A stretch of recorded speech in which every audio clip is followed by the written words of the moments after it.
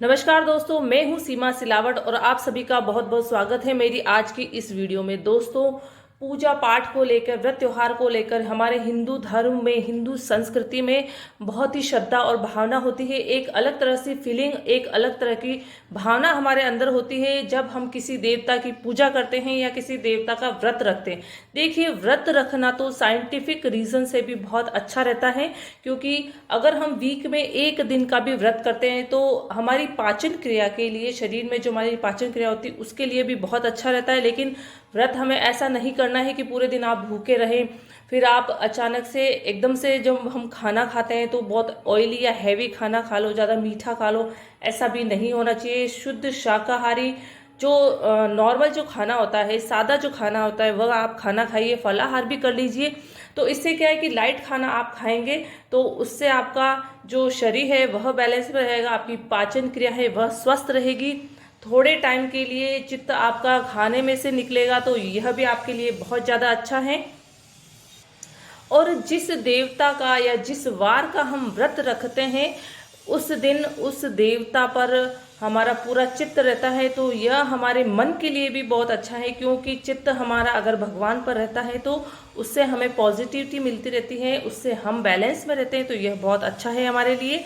और फिर बात करें हम कि किस देवता की हम पूजा करते हैं, किसी देवता की अगर हम पूजा पाठ करते हैं तो वह भी हमें बहुत लाभ देता है। कैसे? क्योंकि अगर हम किसी भी देवता की पूजा करते हैं, हमारे मन में अलग श्रद्धा होती है कि कोई कृष्ण को मानता है, कोई राम को मानता है, सबकी अलग अलग श्रद्धा होती है कि वो उन्हीं भगवान को ज़्यादा पसंद करता है या उन्हीं भगवान को ज़्यादा मानता है, किसी पर्टिकुलर भगवान से ज़्यादा इम्प्रेस होता है। सबका अलग अलग होता है। देखिए, हम किसी भी देवता की पूजा करें उससे हमें थोड़ी देर के लिए ही सही मन की शांति मिलती है। अगर हमारा मन किसी समस्या को लेकर, किसी प्रॉब्लम को लेकर हम बहुत टेंशन में है, दिमाग हमारा स्थिर नहीं है, तो थोड़ी देर के लिए हमारा मन शांत हो जाता है, हमें बहुत अंदर से शांति का अनुभव होता है।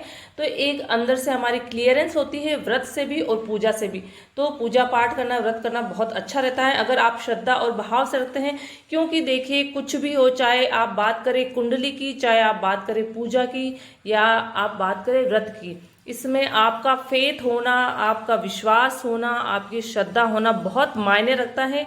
100% रिजल्ट आप चाहते हैं कुंडली से या पूजा पाठ से या व्रत से, तो आपका फेथ होना उसमें बहुत ज़्यादा ज़रूरी है। किसी भी एक भगवान पर आप अपना पूरा फेथ रखें, क्योंकि देखिए, हिंदी संस्कृति में तो बहुत सारे देवी देवता हैं, करोड़ों देवी देवता हैं। तो आप किसी भी एक पर अपना फेथ रखें, क्योंकि ईश्वर एक ही है और ये सारे जो अवतार हैं उनके अलग अलग, उन पे हमें किसी एक अवतार पर अपना पूरा विश्वास रखना है, तो हमारे सारे काम बनते चले जाते हैं।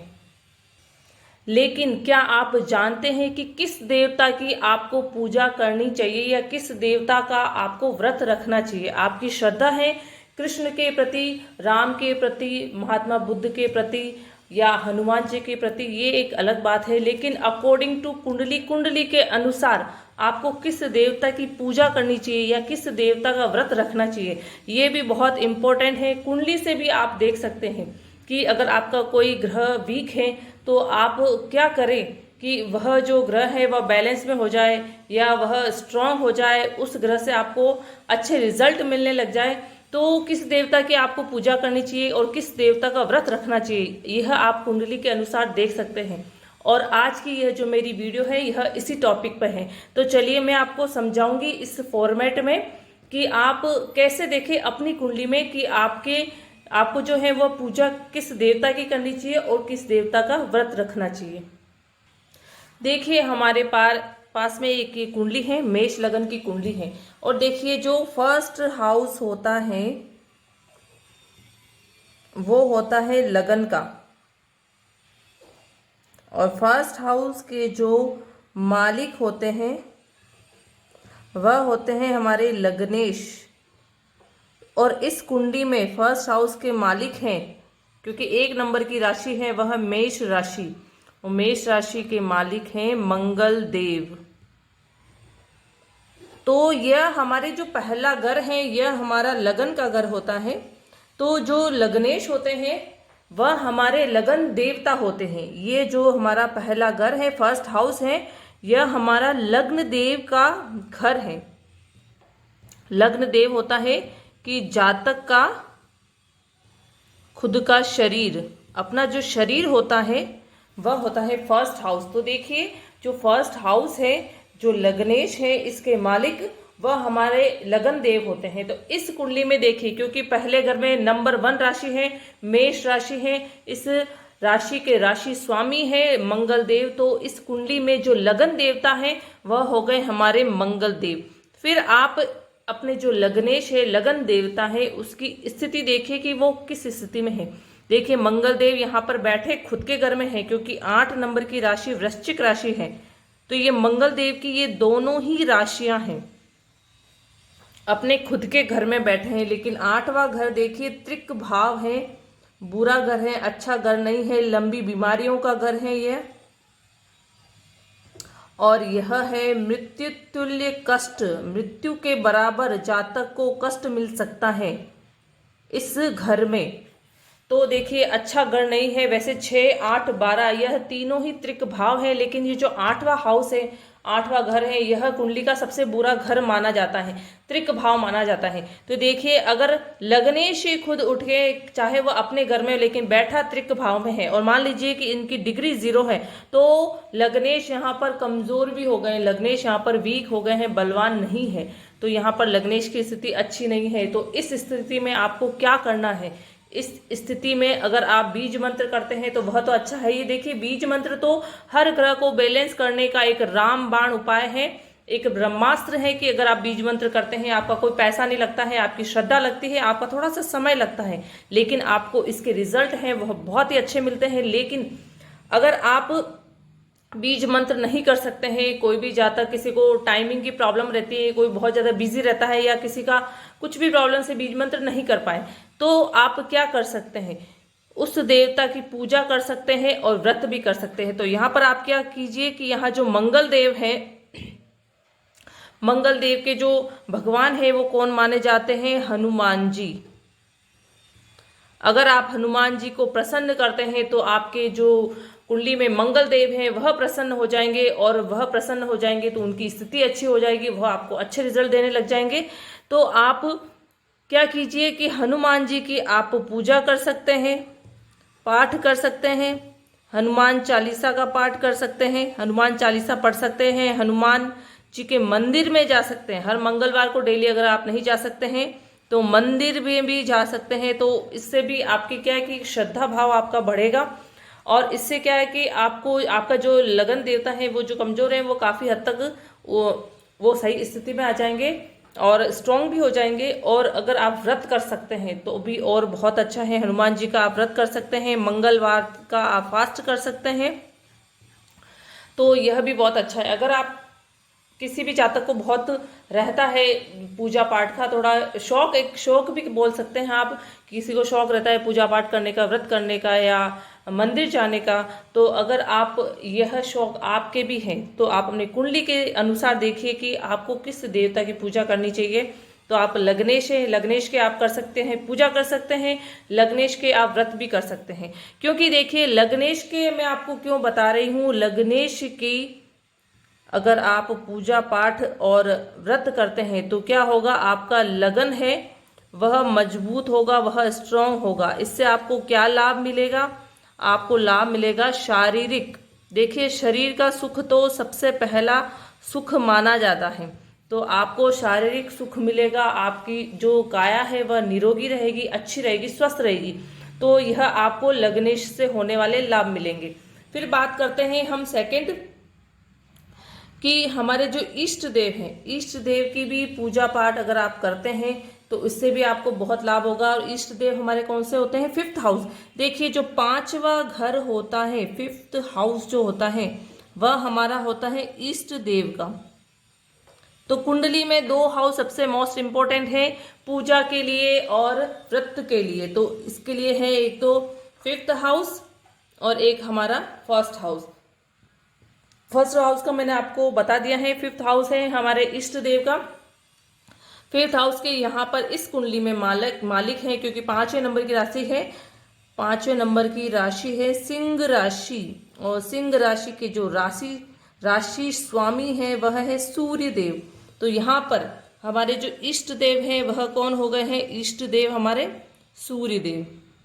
इस कुंडली में इष्ट देव है सूर्य देव। देखिए, इष्ट देव की अगर आप पूजा करते हैं या उनका व्रत रखते हैं तो क्या होगा? आपका बुद्धि बल बढ़ेगा। देखिए, एक स्वस्थ और सफल जीवन जीने के लिए व्यक्ति को दो चीजों की सबसे ज्यादा जरूरत रहती है। एक तो निरोगी काया होनी चाहिए और एक उसकी बुद्धि है और उसकी जो मानसिक स्थिति है, जो आपकी मन की स्थिति है, वह स्ट्रांग होनी चाहिए, वह एकदम स्वस्थ होनी चाहिए।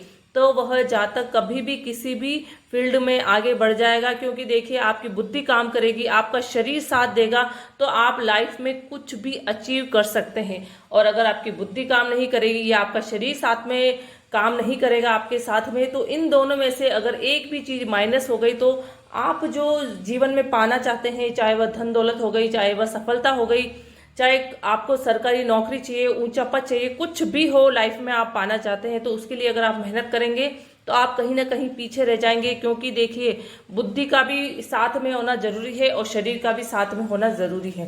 तो इष्ट देव और जो लगन देव है, इनको प्रसन्न करने के ये दो तरीके हैं। पूजा कर सकते हैं, व्रत भी कर सकते हैं। यहाँ पर देखिए, सूर्य देव है तुला राशि के साथ में और सूर्य देव